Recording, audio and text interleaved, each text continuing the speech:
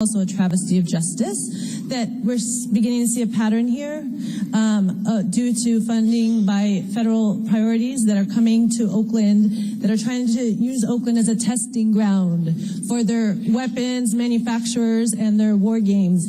And they're using you all as a tool for implementing these policies. So in order to create a police state and a surveillance state, by showing clearly that there is no evidence, such as in New York, where they surveilled Muslims and there's no evidence to support what they're doing is yielding any results in solving crimes or preventing them.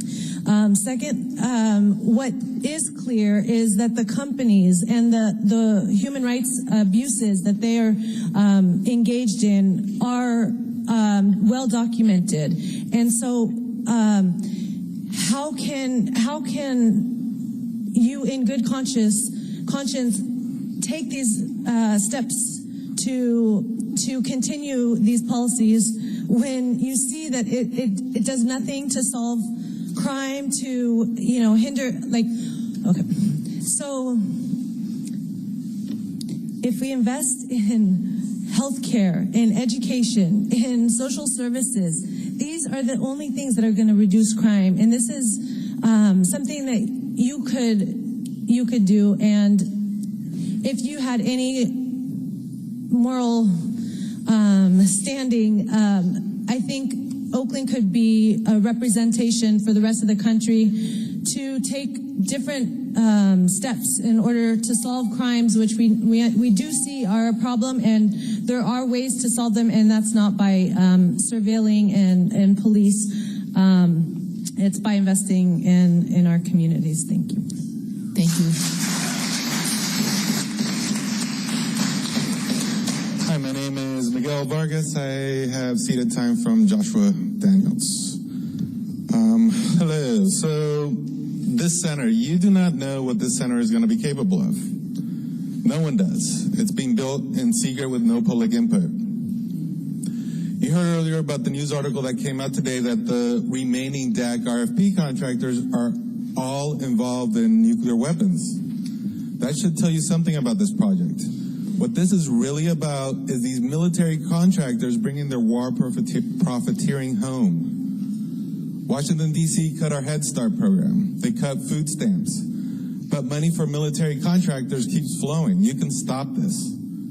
There's also information coming out that Santana actually knew that SAIC violated our nuclear ban, but she was trying to get a waiver for SAIC. Oakland has a long tradition of taking principled stands against war and these military contractors.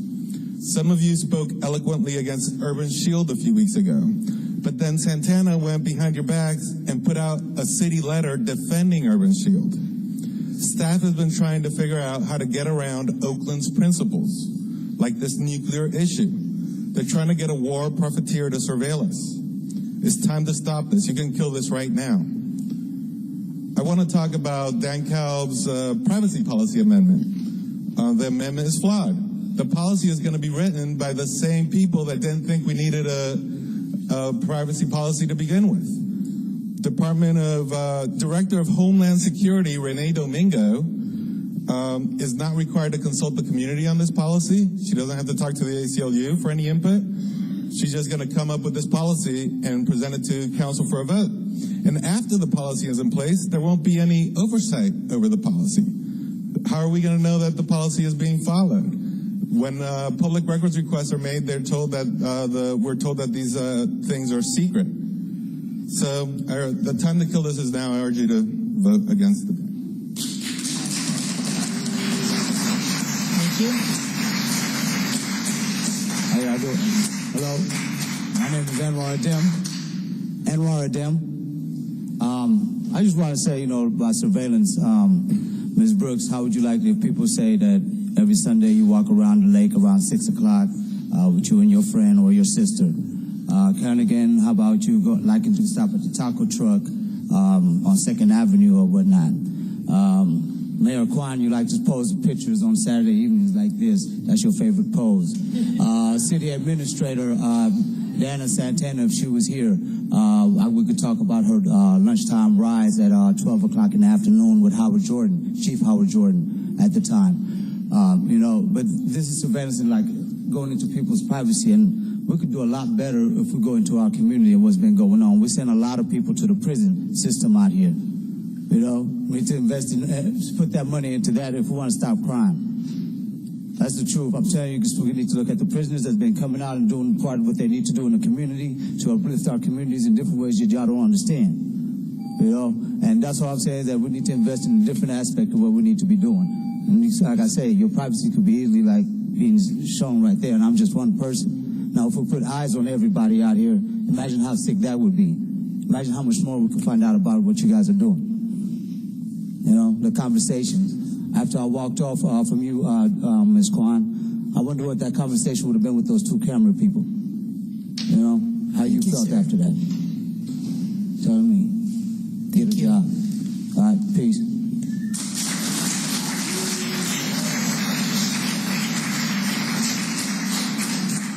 Hi, my name is Nimbus Gohausen. Get closer to the mic.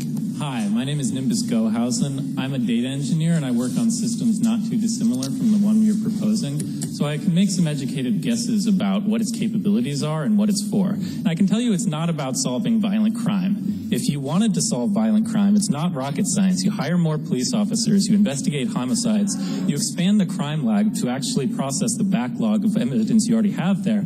And it's not like you can't get this information anyways. The systems, the cameras are on, you can go and collect the data now, and I'm sure the police are already doing this. If you know a homicide occurred somewhere, you can go and get evidence for any system that might be covered by this DAC, and you can get the evidence, and I'm sure you have it, but you're not doing anything with it. This system is not for that. This system is for aggregating, centralizing a lot of data and performing analysis on it so you can track anyone that enters it, and on demand, if you take an interest in someone, figure out their history for everything they've ever, everywhere they've been, as soon as you switch the system on to, whenever you want to go and check them out. So I ask you guys, are you comfortable with your family and your children being tracked by such a system? Are you comfortable with other people having access to data about where your family is and throughout the day, going around the city? And you think this system is going to be operated by professionals, right? They're going to go and check it out, and it's going to be all above board. But this is the SAIC. They mess up everything they work on. And if you think this is going to get done for $2 million, like I could build this thing for $2 million if you'd like. But I don't really think it's good. Okay. Thank you very much. Next speaker.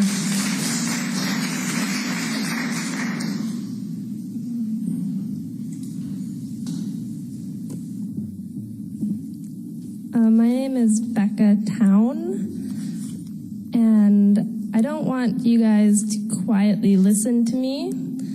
I want you to actively listen and critically think about what I have to say and what those before and after me have said. I have some questions and comments I'd like you all to take home and think about. Please. What good does full surveillance of Oakland do? Will it stop a single violent criminal from committing that crime? No, we know that.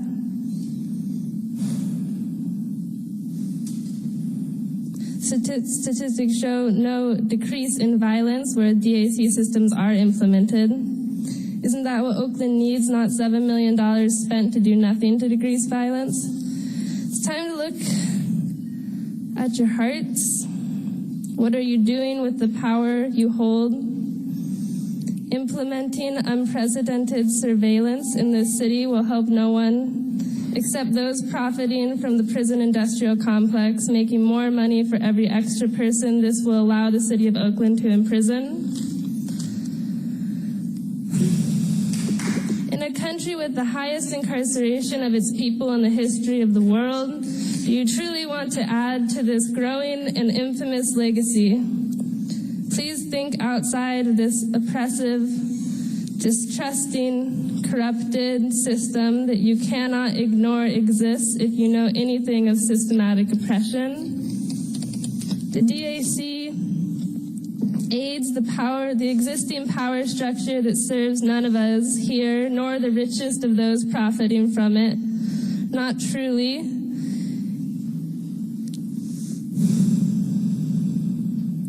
Building trust in our communities, encouraging healing from all the trauma that constantly surrounds us as a result of the colonial, controlling, divide and conquer power structure we've all been born into and told this is the way it is. Deal with it. DAC is an example of divide and conquer. It reinforces distrust and disconnection at a time on our earth that we need to come together. Yes, thank you very much. You've gone on several minutes. And desperately, and with the small power you hold as Oakland City Councilors, decide if you're prepared to start taking radical new approaches toward creating a healthier, happier, functional Oakland, not silently aiding a corrupt, dysfunctional system just because the federal government is handing you $7 million. That is a shameful cop-out of your responsibility as an empathetic human being. And I'm taking more time because 50 some odd people didn't get to stay up tonight, even though I'm exhausted and my body hurts and my 13-year-old dog is freaking out because it's so late.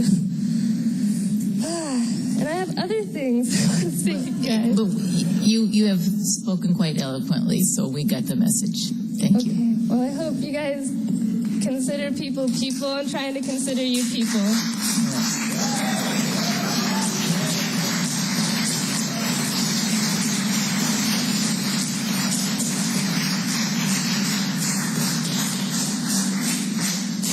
Good evening. I'm Brian Geiser, District 3. I don't really think you guys are naive enough to think that this is about safety. It's about removing privacy. And you're part of the city level of this, and I'm going to go for you up the pyramid. Beyond that, we have the Alameda County Sheriff with the Office of Homeland Security and Emergency Services, Emergency Operations Center. This is the county data compiler. Above that, we have the Northern California Regional Intelligence Center. This is a fusion center. It's based in San Francisco. This is one of 5 in the state. Above that, we have the California State Threat Assessment Center. This is a federal primary fusion center. This is one of 53 across the nation. Above that, we have FEMA. There are 10 regions. We happen to be in Region 9. It's based right here in Oakland, 2 blocks down on Broadway. Above that is the Department of Homeland Security, and above that is the Military Command, United States Northern Command, which encompasses Canada, Mexico, and the United States. Back down to the city level, I'll finish real quick. You guys offered to get us involved with issues of privacy. It happened also in San Francisco. They have an analogous system over there, as many cities do across the nation. I refer you to the September 4th issue of the Bay Guardian. It's a wonderful expose about how those people were lied to over there, and they have no access to what is happening with this. It's just like our police review board. We have no control over it. So anyway, I'll let you pass this around. You can actually see what all of these things are.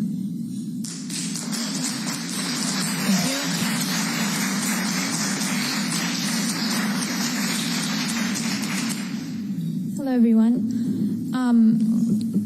I want to make just a process comment. I think part of why we're seeing such a large outpouring so late in the process of approval of the DAC is really a problem of the transparency of city government. And you have these great groups like Open Oakland that's working to make city data really digestible, and I think that, and I really commend them for doing that, and I hope that moving forward, I don't expect you to vote against the Domain Awareness Center, if I'm to be real with myself and my sense of, where your priorities lie. But I do hope that in moving forward, you will reach out to some of the community that already exists and is working really hard on making this sort of data transparent. And also, on a similar note, a reason why you have such an outpouring of people, a large